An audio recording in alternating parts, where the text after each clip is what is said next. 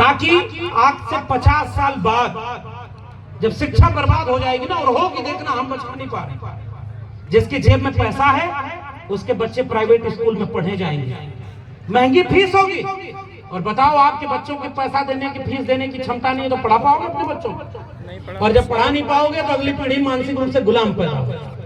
जब 50 साल बाद स्कूल बर्बाद हो जाएगा और आने वाली पीढ़ी खोजेगी कि जब ये बर्बादी की जा रही थी कि कोई बताया था कि नहीं कि तुम्हारे देश में शिक्षा बर्बाद की जा रही थी, तब प्रोफेसर की डायरी किसी को मिलेगी और कहेगी कि एक प्रोफेसर अपनी नौकरी कुर्बान करके भी अपने गांव-गांव घूमकर लोगों को बता रहा था कि शिक्षा बचाओ, स्कूल कॉलेज विश्वविद्यालय बचाओ, कलम और किताब बचाओ, वरना आने वाली पीढ़ियों को बर्बादी से नहीं बचा पाओगे। और इस बात को लिखते हुए अपनी किताब लिख देती, तब जाकर ये किताब उनको खंडहर में मिलेगी।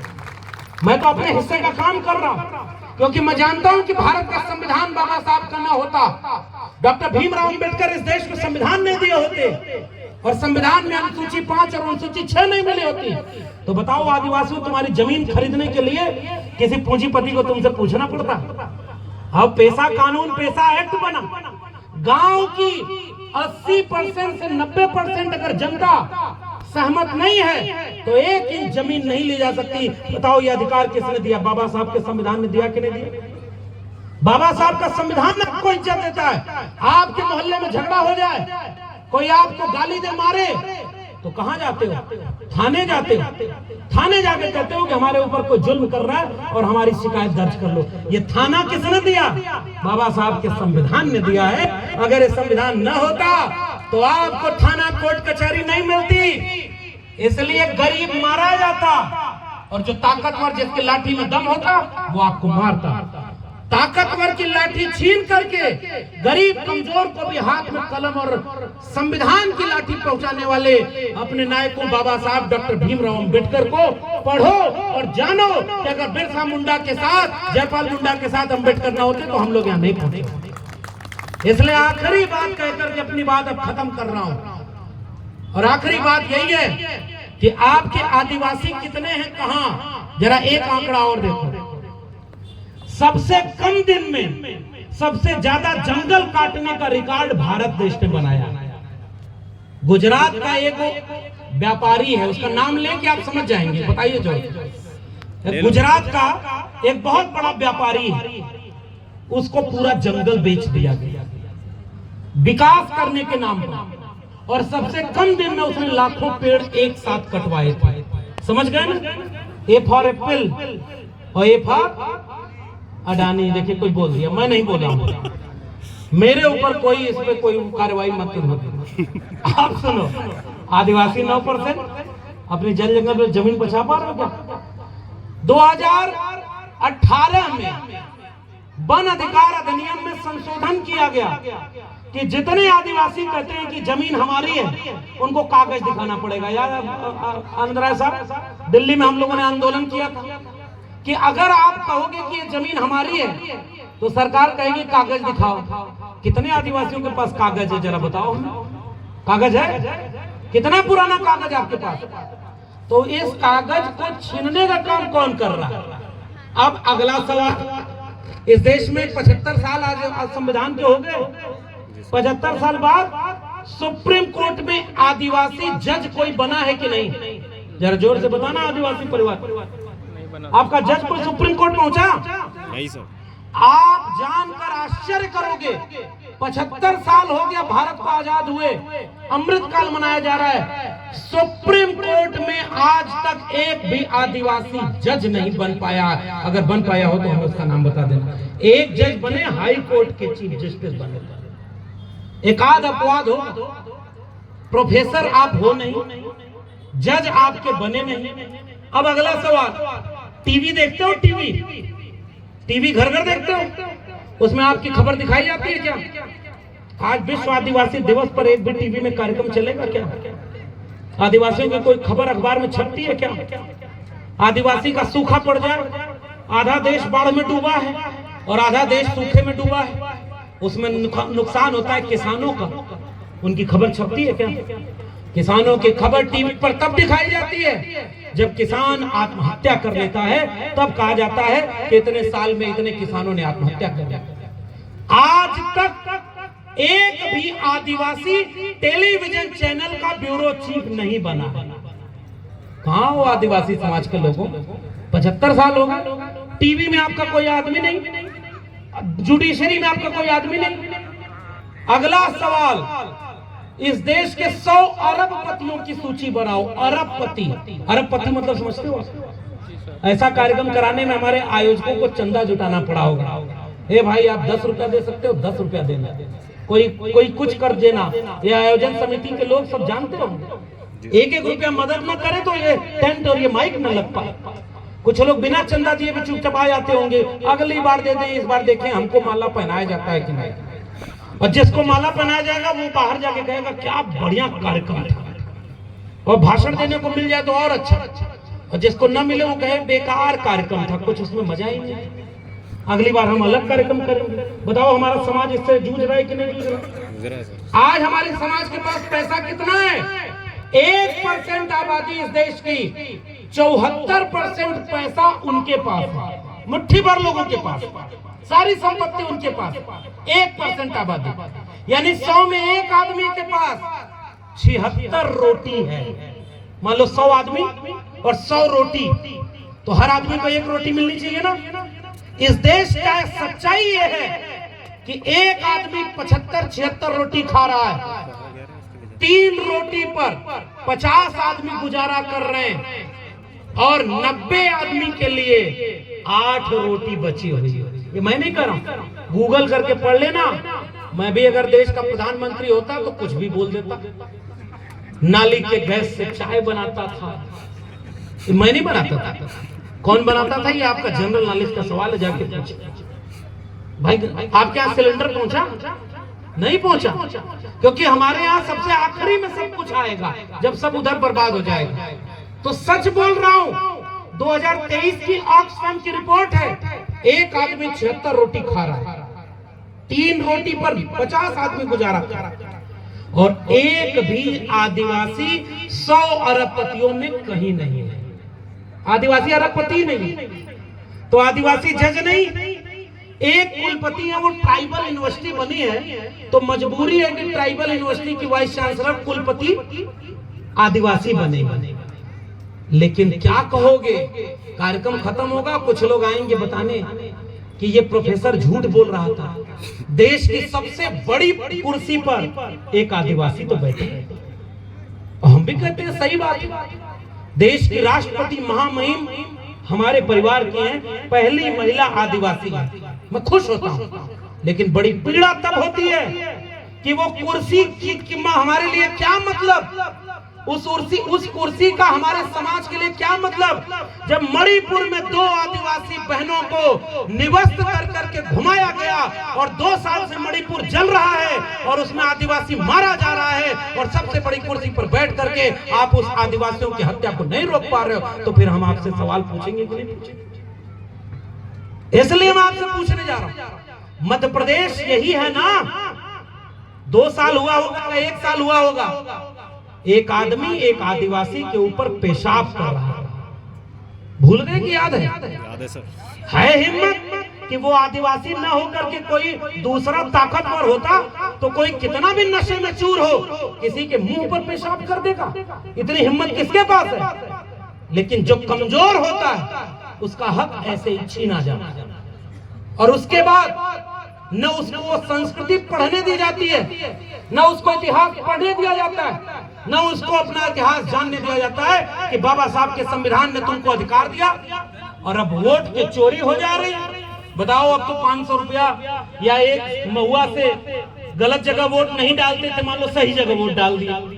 अब तो देश में चर्चा हो रही है कि तुम्हारा वोट चोरी हो जा रहा है। बताओ यहाँ खबर पहुंची कि नहीं पहुंची भैया? पहुंच गई सर। अरे पहुंची कि नहीं? पहुंच गई सर। वोट की चोरी हो रही है, आपको पता चला? जी सर। और चुनाव आयोग कह रहा है कि तुम साबित करो कैसे चोरी हो रही। तो जो विपक्ष के नेता हैं वो सब साबित करने के लिए आंकड़ा ले आए कि एक 1 BHK कमरे में 80 लोगों का वोट बना हुआ है, कई लोगों का पिताजी का नाम है नहीं है।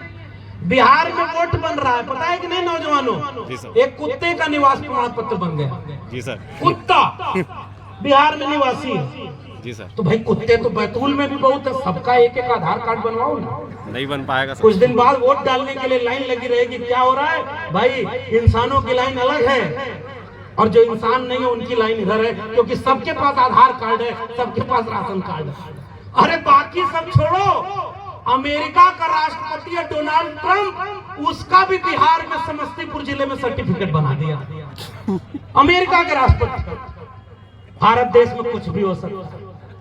जिस भारत देश में हमारे पुरखों ने लड़कर की कुर्बानी दी थी। अगला आखिरी आंकड़ा बोल करके अपनी बात खत्म कर रहा हूं। जेलों में बंद है इस देश के 96% कैदी विचाराधीन है। मैं आंकड़ा पढ़ रहा हूं, मैं आंकड़े को प्रमाण के साथ दे सकता हूं। हालांकि हमसे सब जो लुटेरा लोग हैं, हमारे यहाँ किसानों के नेता थे, हमारे यहाँ जाट भाई बैठे हुए हैं, नाम देखिए भूल गए, रंजीत। मैं इनके घर गया और कहा कि किसानों का पूरा, और आपके बाजार में जब यहाँ से मैं आ रहा था तो यादव समाज के लोगों ने मंच लगाया और यादव समाज के लोगों ने हमें बुलाकर तिलक लगाया, और उसके बाद देख रहा हूं कि आदिवासी समाज की रैली जा रही है और यादव समाज के लोग उस पर फूल बरसा रहे हैं। ये हमारी बहुजन एकता है। मैं यहाँ से उनको सलाम करता हूँ कि यही एकता 90% की बनाने के लिए हम तो आपके बीच में आए। तोड़ने वाले रोज आएंगे गांव में, शिकारी आएगा, जाल फैलाएगा, दाना डालेगा, लेकिन चिड़ियों तुम जाल में फंसना नहीं। नए नए लोग अपना अपना देवी देवता लेकर आपके बीच में आएगा, नया नया नेता लेकर आपके बीच में आएगा, नया नया मुद्दा लेकर आपके बीच में आएगा। आप सारे मुद्दों को एक तरफ रख देना, सबसे पहली बात कहना, और ये आंकड़ा सुन लो, उसके बाद मैं अपनी बात खत्म करके जा रहा हूं। आदिवासी समाज की आबादी 8.6%, यानी 100 में लगभग 9 लोग आदिवासी, और जेलों में सजा याफ्ता 12%। अपनी आबादी से 1.5 गुना आदिवासी जेल में बंद है। बताओ, पता है कि नहीं? और जहां जहां जंगल बचाने के लिए आदिवासी आंदोलन करता है, फर्जी मुकदमा लगाकर, मिस्टेकन आइडेंटिटी बताकर, कभी आदिवासी को गोली मार दी जाती है, कभी आदिवासी को नक्सली बता दिया जाता है, और कभी आदिवासी को देश विरोधी बता करके जेल में डाल दिया जाता है। मैं आंकड़ा पढ़ के आपको बता रहा हूं, सजा याफ्ता कैदियों में 15% आदिवासी। और अगर आपके पास पैसा है तो कोई हिरन मार के भी बच जाता है, कोई फुटपाथ पर सोने वाले लोगों पर गाड़ी चढ़ा के भी बच जाता है, क्योंकि वो गुजरात में जाकर पतंग उड़ा लेता है वहां के मुख्यमंत्री के साथ, मुकदमा से बरी हो गया। आप जब गरीब आदमी, अगर आपके ऊपर 4 फर्जी मुकदमे लग जाए तो बताओ, मुकदमा लड़ने की भी हैसियत है क्या? आदिवासी समाज में वकील है क्या? इसलिए आदिवासी समाज के लोगों, मैं आपके सामने आंकड़ा लेकर के आया था कि इन आंकड़ों को जानो। शिक्षा में आप कहीं नहीं हो। हमारे घर की महिलाएं और बच्चे सबसे ज्यादा कुपोषण के शिकार हैं। खून की कमी जिन महिलाओं में सबसे ज्यादा है, वो या तो दलित परिवार की महिलाएं, या आदिवासी परिवार की, या अति पिछड़े किसानों परिवार की। खाने को भरपेट रोटी नहीं तो खून की कमी नहीं होगी। और बच्चे कुपोषण के शिकार सबसे ज्यादा आदिवासी और दलित परिवारों के। किसका भारत भाग्य विधाता गाना गाते हो? इतना बड़ा देश, तुम इतना बड़ा सब कुछ जश्न मनाते हो। अभी 15 अगस्त आएगा, देश की आजादी का जश्न मनाओगे।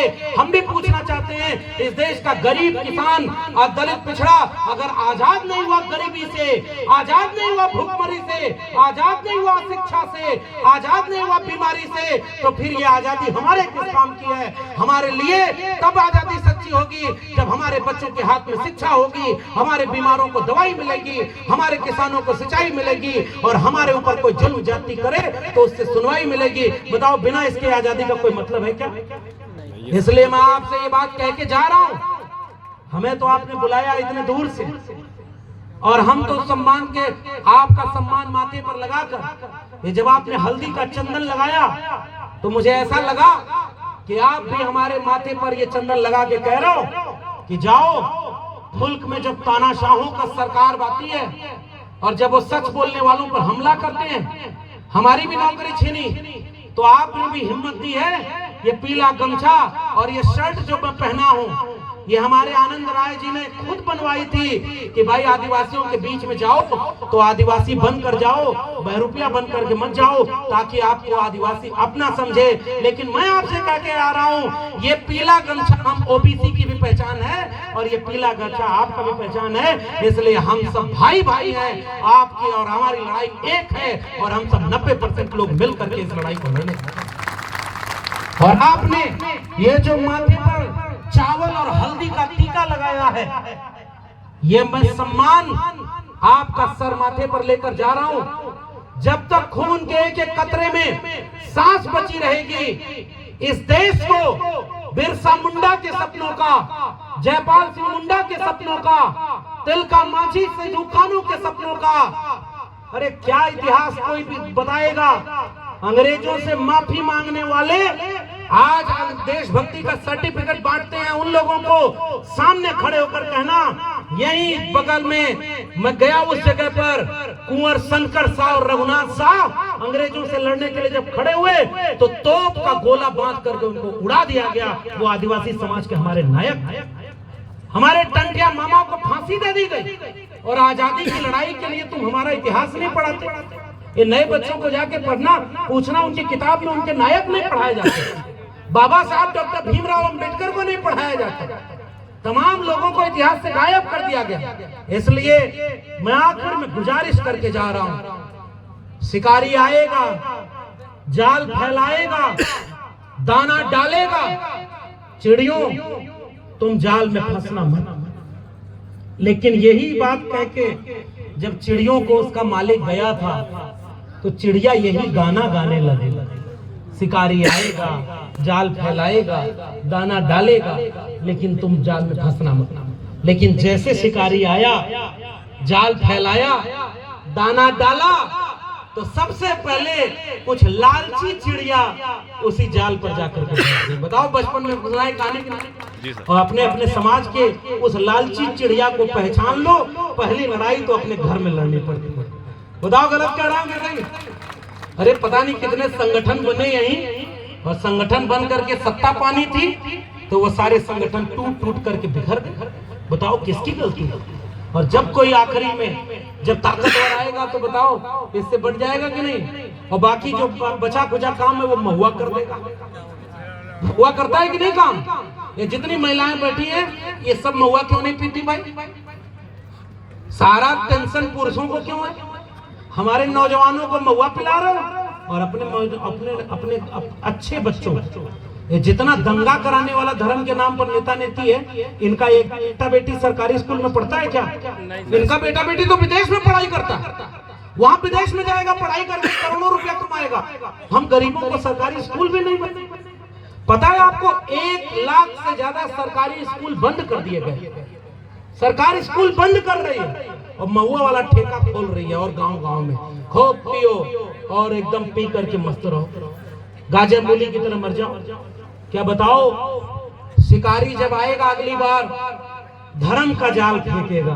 बताओ धर्म के जाल में फंसोगे क्या? नहीं। किसी से लड़ना हमारी बात है क्या? नहीं सर। हमारी लड़ाई किसी दूसरे धर्म से नहीं है। बताओ है कि नहीं? नहीं है सर। हमारी लड़ाई किसी दूसरे धर्म से नहीं है सर। भाई तुम अपना मानो, हमें अपना मानने दो, यही तो हमारी लड़ाई है। Yes sir. जिसको धर्म मानना है वो धर्म माने, जिसको बाबा साहब को मानना है वो बाबा साहब को माने। एक धर्म को दूसरे धर्म से लड़ाते क्यों? और लड़ाने वालों को अगर पहचानोगे नहीं के बीच में वही आप लाल रंग का कपड़ा पहन करके आएंगे। एक सियार की कहानी सुनी? एक बार एक सियार नील के उसमें डिब्बे में गिर गया तो नीला हो गया। अब जंगल में गया तो जंगल में जाके कह रहा है, सब देख के सियार डर गए कि भाई हम सब का रंग तो ऐसा, तुम नीला। तो कहे मैं ऊपर से उतरा हूं, भगवान ने भेजा है, मैं तुम सबका राजा हूं। अब कुर्सी ऊंची वाली लगा लिया और जो आए उसे कहे, सुरेश तुम बैठो नीचे, है तुम इधर जाओ, राजा बन जाओ। और सब हाथ जोड़ के खड़े हो गए, हमारा रंग तो इसका नीला है। और सारे मानने लगे, पूरा दहशत फैल गई जंगल में। अचानक मौसम बदला, बारिश हुई और उसका नीला रंग उतर गया। और जैसे ही उतरा सारे सियारों ने देखा कि अरे ये तो मंगरुआ ही है, ये तो रंग लपेट के आया था हमारे बीच में। बताओ समझदार को इशारा काफी कि नहीं? Yes sir. यही रंग पहन करके बहुत लोग आएंगे और असली मुद्दे से भटकाएंगे। आखिरी निवेदन, इस देश के कमीरा लोगों जो हाथ से मेहनत करते हो, वर्ण व्यवस्था आपके ऊपर, हमारे ऊपर थोपी गई है। हम वर्ण व्यवस्था को नहीं मानते। न कोई मुख से पैदा हुआ, न कोई पैर से पैदा हुआ। बताओ, दुनिया में कोई मुख से पैदा हो सकता है? मुंह से? भारत में हो सकता है। यहाँ किताब में लिखा, मैं नहीं कर रहा हूं। बताओ भाई, दुनिया भर में बहुत लोग हैं, लेकिन मुंह से कोई नहीं पैदा हो सकता। एक किताब का नाम लेके जा रहा हूं, ज्योतिबा फूले ने लिखी गुलामगिरी। गुलामगिरी को पढ़ना। गुलामों को गुलामी का एहसास करा दो, बेड़ियां वो खुद ब खुद तोड़ लेगा। आज का आयोजन गुलामों को गुलामी का एहसास कराने वाला है।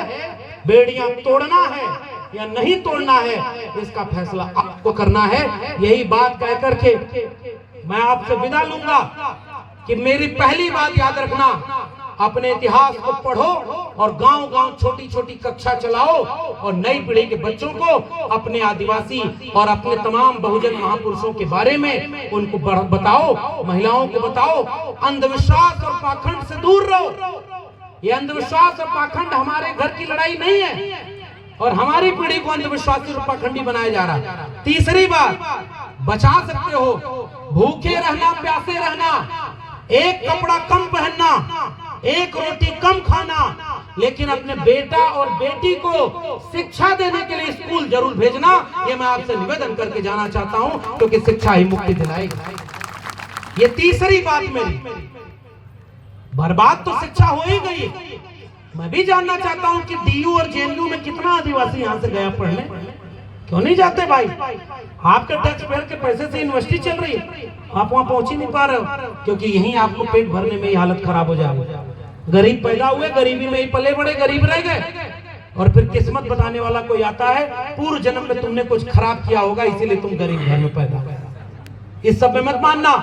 पढ़ाओ, अपने बेटा बेटियों के हाथ में कलम और किताब देना, मदद करो तो किसी गरीब कमजोर की शिक्षा देने के लिए और महिलाओं को शिक्षा देने के लिए सबसे आगे आ जाना, और शिक्षा ही बचाएगी। और आखिरी बात, न्यूनतम सहमति पर अधिकतम एकजुटता बनाना।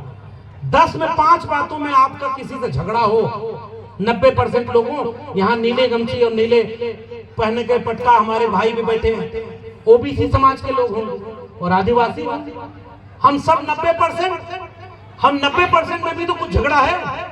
और कोई आता है और बताता है कि तुम्हारा झगड़ा इसी से है और तुम उसी से लड़ने लगते। मैं आपसे एक निवेदन करके जाऊं, 10 बातों में से 5-6 बातों में अगर झगड़ा हो तो मत लड़ना।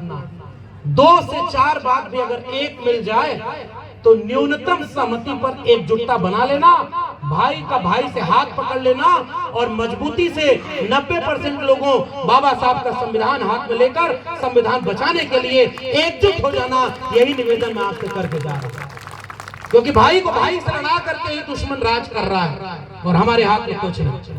हम सब भिखारी, क्योंकि जानते हैं हमारी कमजोरी क्या है। एक बार मैं भी कथा उथा कहता तो बहुत अच्छा कथावाचक हो सकता था, बहुत अच्छा कथा कह सकता था। हाँ, लेकिन मैं क्या बताऊं, हमारे उत्तर प्रदेश में ओबीसी गए कथा कहने, पकड़ के उनकी चुटिये काट दी कि तुम कथा कैसे कहोगे। बताओ आप कहां से कोई कथा कहेंगे? वो कहेंगे कथा कहना हमारा अधिकार है। और मैं कथा बनाता, कर पर्ची बनाता तो बहुत अच्छी पर्ची बना लेता, लेकिन क्या करूं, बेईमानी और झूठ तो हमारे पुरखों ने हमको सिखाया ही नहीं, तो हम यहाँ खड़े होकर झूठ क्या बोले? वो तो झूठा है सब, तो झूठ बोलता है। एक तो कथा करा बिस्कुट मत खाना, क्योंकि बिस्क को कूट कूट के उसमें भरा जाता है, इसलिए बिस्कुट होता है। बताओ, उसको भी जब जाके कह रहे हैं बाबा अब जाने दीजिए, ज्यादा देर हो जाएगी, नहीं तो एक आध कहानी सुनाता मैं। सुनाते क्या? एक गुलामगिरी लिखने वाले ज्योतिबा फूले ने एक कहानी लिखी है, तृतीय रत्न। मैंने पहले ही कहा मेरी सारी डिग्री ओरिजिनल है, इसलिए रेफरेंस के साथ बोलूंगा। जिसको खोजना है गूगल करके देख लेना, मैं नहीं बोल रहा हूँ, ज्योतिबा फूले ने कहानी लिखी। एक आदमी बड़ा परेशान हुआ, दुखी था, परेशान था, तो भाई किसी ने बोला कि फला जगह जाओ, देवता के अवतार वो लोग हैं, मुक्ति मिल जाएगी, वहां दुख दूर हो जाएगा। तो कहा, उन्होंने कहा कैसे दुख दूर होगा? तो कहा अपना पत्रा दिखाओ, जन्म पत्री। पता नहीं आपके यहाँ क्या बोला जाता है उसे, कुंडली। तो कुंडली देख के कहा कि बच्चा तुम्हारा शनि ग्रह ठीक जगह पर नहीं है, शनि ग्रह ठीक जगह पर नहीं। ये देश अकेला ऐसा है कि मंगल ग्रह को पता नहीं है कि उसके नाम पर यहाँ शादी टूट जाती है, उसको पता ही नहीं। हमारे मंगल के नाम पर शादी टूट रही है। एक फिल्म है, मैं फिर से कह रहा हूँ, मेरी सारी डिग्री ओरिजिनल है, मैं झूठ नहीं कहता, सुना रहा हूँ। एक गूगल करके नौजवानों अभी इंटरनेट पे सर्च करना, एक फिल्म बनी है। फिल्म बनी है तो भाई सरकार ने प्रमाणित किया है ना। उस फिल्म का नाम है अब तो सब भगवान भक्त थे। उसमें एक स्कूल है, स्कूल में हेडमास्टर गया है बच्चों का इम्तिहान लेने, तो सारे बच्चे लाइन से खड़े हो गए। अभी इंटरनेट पे सर्च करना, तो बच्चे को हेडमास्टर पूछता है कि सबसे तेज बच्चा कौन है, तो कहता है मंगरू है। मंगरू आओ बीच में खड़े हो जाओ। तो हेडमास्टर पूछता है बताओ सूर्य ग्रहण कैसे लगता है, तो मंगरू बोलना शुरू करता है कि पृथ्वी सूरज के चारों तरफ चक्कर लगाती है, चंद्रमा पृथ्वी के चारों तरफ चक्कर लगाता है। तब तक उसी में गुरहू रहता है। वो कहता है झूठ बोल रहा है सर, जब पृथ्वी शेषनाग के फन पर टिकी है तो सूरज पे चक्कर कैसे लगा रहा है? मैं नहीं बोल रहा हूँ, ये फिल्म में दिखाया गया। तो मास्टर कहता है चुप रहो तुम, तो इसको बताने दो पढ़ा लिखा बच्चा। तो पढ़ा लिखा लड़का बोलता है पृथ्वी सूरज चंद्रमा जब तीनों एक रेखा में आ जाते हैं तो सूर्य ग्रहण लगता है, और जब बीच में चंद्रमा आ जाता है तो चंद्र ग्रहण कैसे। तब तक वो बच्चा बोलता है सर ये गलत पढ़ा रहा है, जब राहु को केतु खा जाता है तब सूर्य ग्रहण लगता है। तो हेडमास्टर कहता है राहु अब चुप हो जा, नहीं तो मेरी नौकरी को तू खा जाएगा, इसलिए अब चुपचाप स्कूल से बाहर चला। मैं नहीं बोल रहा, ये फिल्म बनी है। वो बच्चा घर जाता है अपनी मम्मी से कहता है ये मास्टरवा सब पगला गया। हमारे यहाँ जो कथा कहने आते हैं वो कहते हैं कि पृथ्वी तो नाक के फन पर टिकी है, और ये मास्टरवा कह रहा है कि सूरज के चारों तरफ, हम स्कूल नहीं जाएंगे पढ़ने। तो माँ कहती है हम तो कभी गए ही नहीं, हमको क्या पता। एक बात बताएं डॉक्टर अंबेडकर को मानने वालों, 1900 के आसपास 1890 से 1900 के बीच बच्चे से स्कूल में पूछा गया कि बताओ कौन सी ऐसी चीज है जिसको तुम छू सकते हो, देख सकते हो, छू नहीं सकते। तो एक बच्चे ने कहा कि सूरज, दूसरे बच्चे ने कहा चंद्रमा, तीसरे बच्चे ने कहा सपना, हम देख सकते हैं छू नहीं सकते। चौथे ने कहा आसमान, हम देख सकते हैं छू नहीं सकते। पांचवा बच्चा वहां बैठा था, मास्टर ने कहा तुम, तो उसने कहा कि सर ये क्लास के बाहर जो मटका रखा है पानी पीने वाला। तो मास्टर चौकन्ना हो गया कि इसका क्या मतलब। तो बच्चा बोला कि सर सारे बच्चे इस मटके के पानी पी सकते हैं, लेकिन मैं अछूत घर में पैदा हुआ, इसलिए इस मटके को देख तो सकता हूं लेकिन इसको छू नहीं सकता, क्योंकि इसे मेरे छूने से अपवित्र हो जाएगा। ये देश किसका था? किसने लिखा अपनी किताब में कि इंसानों को जाति पूछ करके जानवर से बदतर बना दोगे? जिस तालाब में जानवर पानी पी सकता था उसमें इंसान पानी नहीं पी सकता। जिस तालाब में जानवर नहाता था उसमें इंसान को पानी पीने के लिए 14 आंदोलन बाबा साहब अम्बेडकर को करना पड़ा। और तुमने इस देश को इंसानों से बांट करके मुट्ठी भर लोगों के हाथ में पूरा देश लुटा दिया।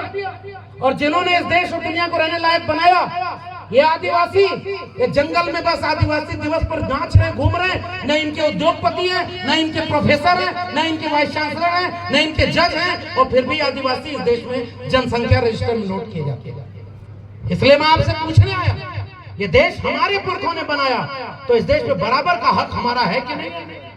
इस देश में 90% आबादी अगर इस देश के SC ST OBC की है, तो 90% यूनिवर्सिटी का प्रोफेसर SC ST OBC होना चाहिए, 90% जज होना चाहिए, 90% पैसा होना चाहिए, 90% जमीन का मालिकाना हक होना चाहिए। और आज अंधविश्वास के नाम पर आपका हक लूट लिया, और आप केवल सो रहे हो और आपस में लड़ रहे हो। इसलिए मैं आपको जाते वो कहानी सुना के अपनी बात खत्म करूंगा।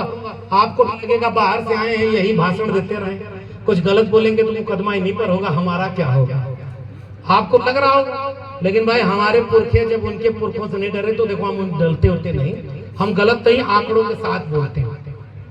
तो जब उस आदमी ने कहा कि शनि ग्रह ठीक जगह पर नहीं है, तो वो कहा कि कैसे सही होगा? कहा 1000 की हवन हो जाएगी तो सही कर दूंगा।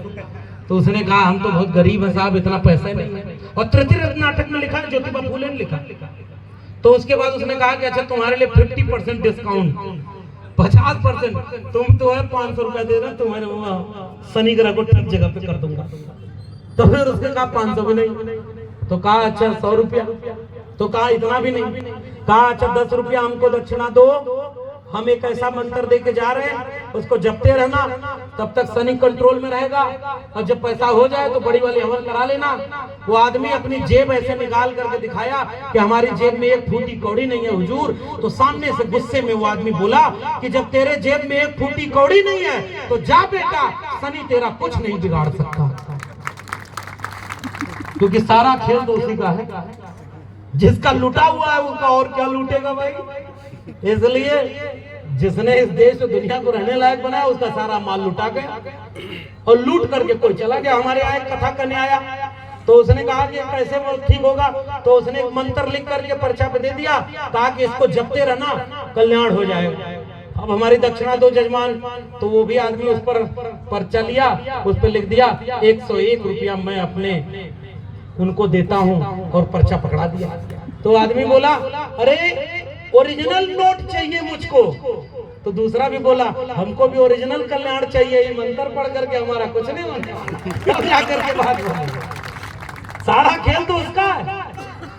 नोटबंदी हुई थी, 500,000 का नोट बंद हो गया।